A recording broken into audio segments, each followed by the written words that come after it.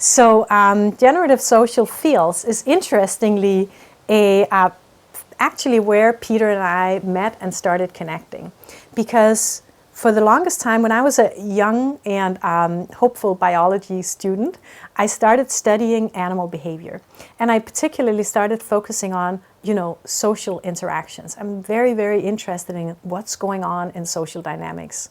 I'm the person who sits at the party and observes everyone and okay, this one there.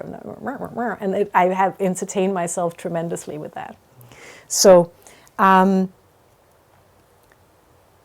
I didn't know that other people were working towards this.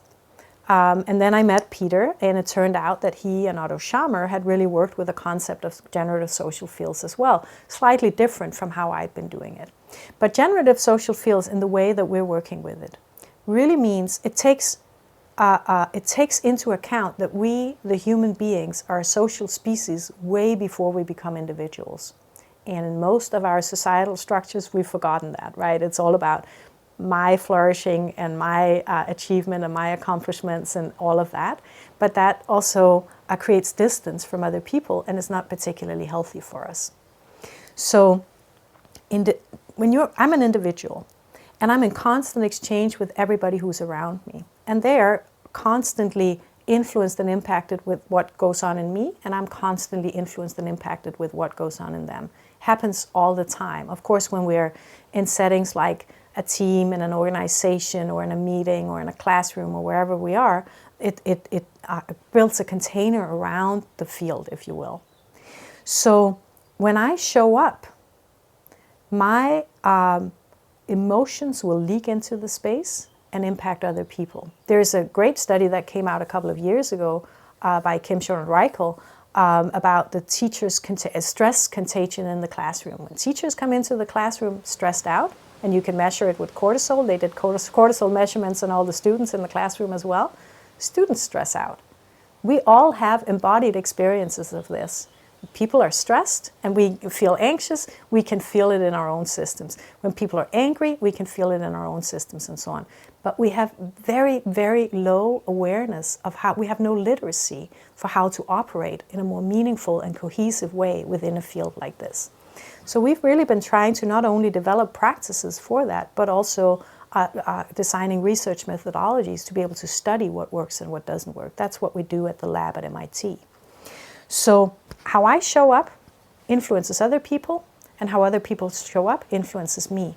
And the big secret of this is of course how society is created. This is what happens in the classroom and in families and in teams and in organizations, institutions, and society, because none of it was magically dumped at us. The institutional structures that we think, oh, you can never change that, that's just how it is. Of course we can, because we're completely, all of us, totally reenacting it all the time. It's through human beings interacting that creates the kind of artifacts in our societies. And so we can make choices about how we want to show up in our fields. And what we do with the people we work with is we have intentional practices of how do I want to show up, emotional literacy, so I have an idea about who am I as I come into this space, allowing ourselves to be vulnerable, and then also noticing how am I influenced and impacted by what's going on in the space. So a generative social field is a field where we, in our relational dynamic, can feel seen and heard and met and safe. The reason why we're so focused on this is there's no way we will reach all individuals on this planet, 8 billion and counting. But what we can do is we can begin to more consistently establish such fields. So for example, imagine if children came into school every day, and this was the foundation of education, that we create generative social fields where they can come in and they can feel safe and seen and heard, and they can explore who they are, and they can explore what it's like being with other people. And we know that has the much greater academic success when kids feel safe and seen and in relationship. Then we can, more collectively create these, changes towards greater flourishing. So the social fields is something that happens to all of us, not just humans, but all social species as we interact. We're creating a context or a matrix within which all these interactions are taking place.